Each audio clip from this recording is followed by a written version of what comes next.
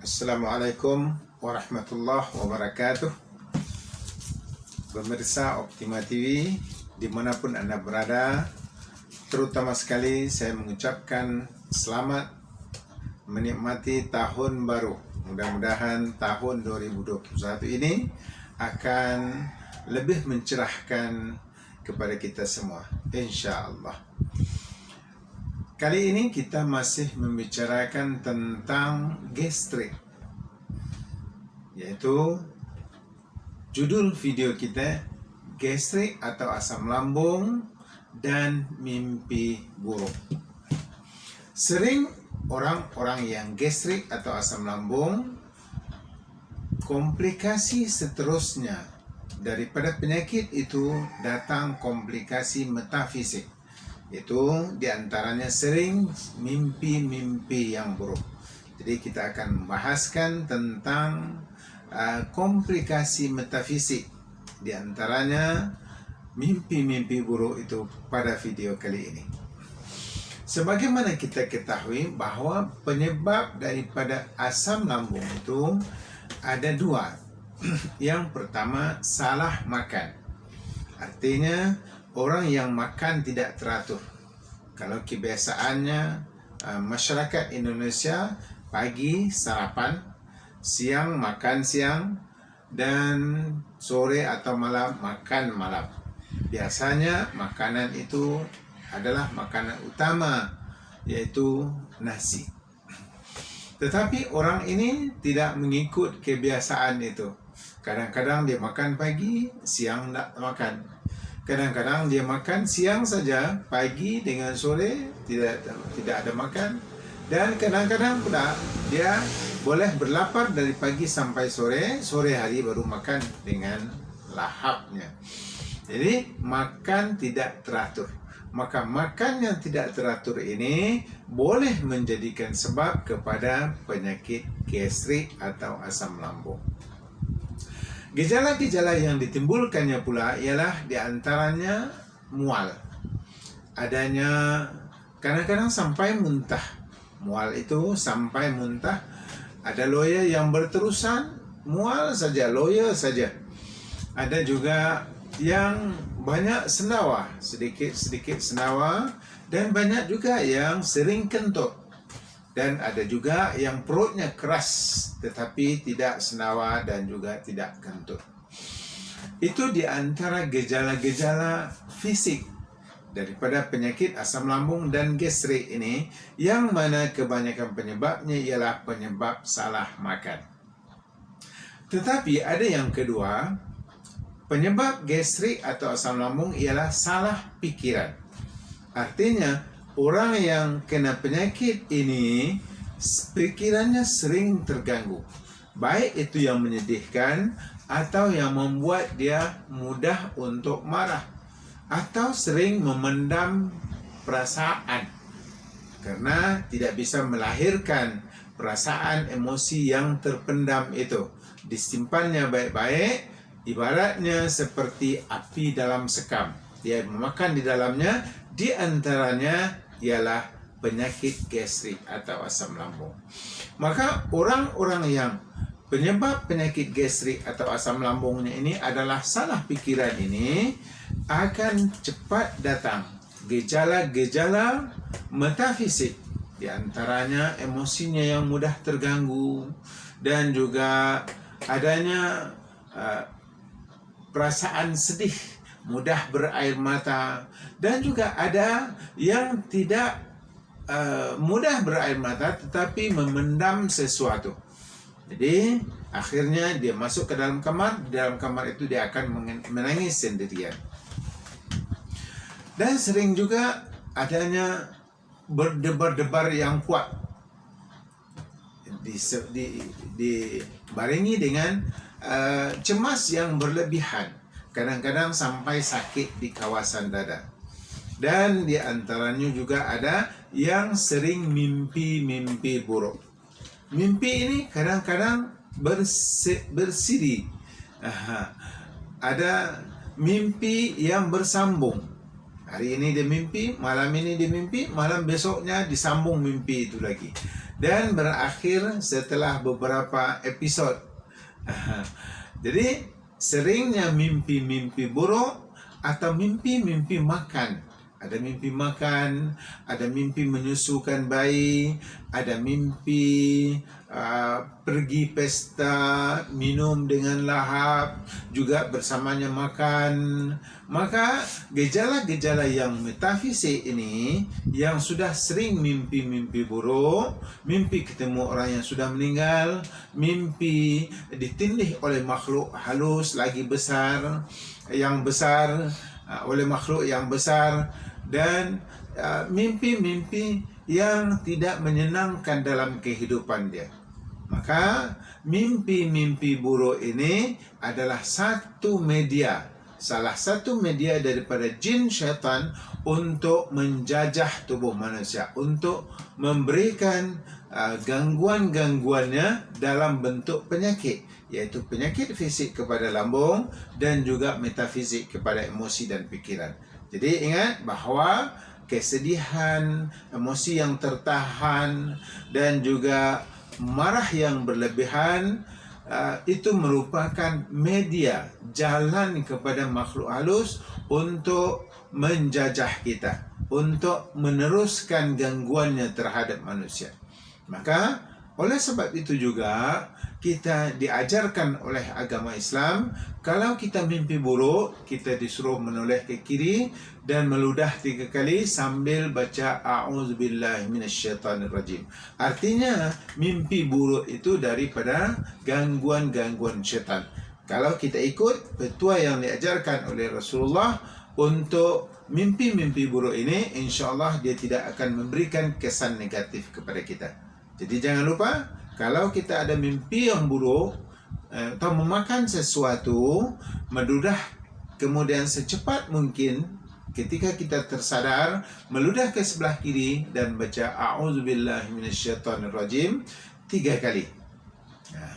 Dan juga untuk mengelakkan anda, terutama anda yang sudah berpenyakit asam lambung atau gastrik, supaya jangan datang mimpi-mimpi dalam tidur anda, maka bacalah sebelum tidur Al-Fatihah daripada awal sampai akhir 3 kali, kemudian juga ayat kursi 3 kali, yaitu ayat 255 surah Al-Baqarah, dan yang ketiga 3 kali. Qul huwallahu ahad, qul a'udzu birabbil falaq, qul a'udzu binnas, dari awal sampai akhir. Dan kalau sekiranya anda membaca ayat-ayat ini sebelum tidur dan kemudian terus tidur, sekiranya anda tidak bisa tidur, belum bisa tidur, bacalah ayat kursi secara berterusan sampai anda terlelap. Dan kalau ini dilakukan, insya Allah tidur tersebut tidak akan didatangi oleh mimpi-mimpi buruk. Allah melalui malaikatnya akan menjaga anda dengan sebaik-baik penjagaan. Tetapi kalau sekiranya anda nanti terbangun, katakanlah jam 1, jam 3, mau tidur lagi, baca kembali sekurang-kurangnya 1 kali. Kalau tidak, maka anda yang sering mimpi-mimpi buruk, pada saat demikian akan datang mimpi-mimpi ini kembali dan akan mulai mengacaukan pikiran dan emosi anda, dan akan memperparah penyakit gastrik atau asam lambung yang sudah ada sebelumnya. Jadi setiap penyakit gastrik atau asam lambung yang sudah ada gejala-gejala metafisik seperti mimpi-mimpi yang tidak baik, mimpi-mimpi yang tidak karuan, apakah itu mimpi itu datang sebelum tengah malam ataupun sesudah tengah malam, baik yang bersiri atau yang tidak seperti yang saya sebutkan tadi, maka mimpi-mimpi ini adalah salah satu tanda bahawa jin syaitan sudah memasukkan satu cara untuk mengganggu anda seterusnya.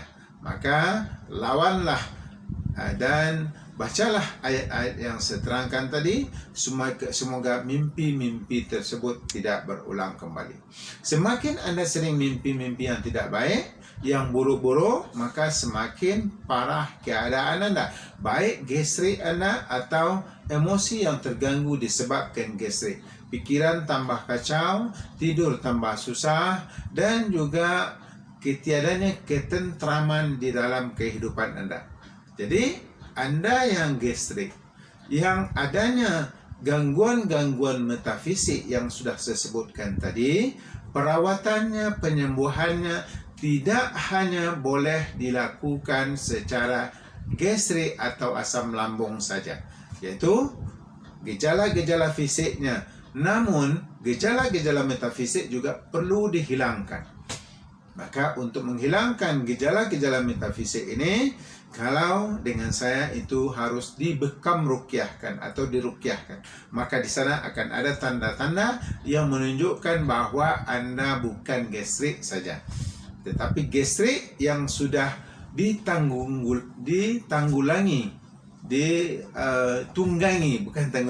ditunggangi oleh makhluk halus yang kita sebut dengan jin dan syaitan. Maka perasaan-perasaan, emosi-emosi yang terganggu akibat gangguan-gangguan, termasuk mimpi-mimpi buruk ini, itu harus kita keluarkan jin syaitan yang mengganggu tersebut dengan membacakan ayat-ayat ruqyah, yang mana ayat-ayat ini tidak disukai oleh jin-jin tersebut dan menjadikan dia panas sehingga dia tidak tahan, kemudian dia akan keluar. Dia akan keluar melalui darah. Karena darah, kata Nabi, al-syaitan al-jinnu fil insan kadama fil jasad. Jin dan syaitan itu dalam tubuh manusia seperti darah dalam tubuh. Kemana darah itu akan pergi, ke situ jin itu akan ikut. Maka dengan kita adakan bekam ruqyah ini, kita keluarkan darah kotornya, maka jin-jin tersebut kita arahkan keluar mengikut darah kotor yang dibekam tersebut. Maka apabila dia keluar dari tubuh manusia dengan bacaan-bacaan ayat ruqyah ini dan kita gabungkan dengan bekam ini, maka gangguan-gangguan metafisik, simptom-simptom metafisik yang datang kepada orang yang sakit asam lambung ini akan berangsur hilang. Dan mulailah tidurnya enak, dan mimpi-mimpi tambah semakin jarang datang, dan juga dia sudah boleh tersenyum dengan lebih indah. Maka insya Allah gastrik yang gejala-gejalanya seperti lemah, cemas, seperti mual atau loya atau muntah, ataupun sendawa yang banyak, ataupun pedih atau sakit di kawasan perut, akan hilang dengan obat-obat fisik yang kita lakukan, yang kita berikan untuk gastrik. Dan gejala-gejala metafisik seperti cemas yang berlebihan, takut yang amat sangat, dan juga termasuk mimpi-mimpi buruk tadi, apakah itu mimpi ditindih, atau mimpi makan, atau mimpi melihat najis, atau main-main dengan najis, atau mimpi yang lainnya yang tidak menyeronokkan, yang tidak mengindahkan, maka gejala-gejala tersebut akan bertambah hilang dengan kita lakukan ruqyah atau bekam ruqyah ini, yaitu untuk mengeluarkan gangguan-gangguan tersebut. Sekiranya Anda sudah sampai kepada tahap ini, gastrik yang datang kepada Anda sudah seperti gejala ini, badan Anda akan sakit-sakit semuanya, tubuh akan semakin lemah, dan juga tidak begitu bersemangat di dalam hidup, merasakan lemah dari hari ke hari, kurang gairah dalam kehidupan, dan tidak dilakukan perawatan metafisik, maka penyakit Anda tidak akan sembuh. Karena gejala-gejala metafisik itu disebabkan oleh gangguan-gangguan makhluk halus yang juga harus kita keluarkan dari tubuh si pasien. Maka ketika gastrik diobati dengan cara betul, yaitu gangguan fisiknya dihilangkan, gangguan metafisiknya juga dihilangkan, insya Allah penyakit gastrik ini akan sembuh dalam arti kesembuhan yang sebenarnya, dan mudah-mudahan tidak berulang lagi. Itu saja dulu. Sampai mudah-mudahan bermanfaat. sampai kita ketemu dalam video berikutnya. Bagi Anda yang belum subscribe, like, and share, silahkan berbuat demikian. Dan mudah-mudahan Anda tidak tertinggal satu video pun dari kami, insya Allah. Assalamualaikum warahmatullahi wabarakatuh.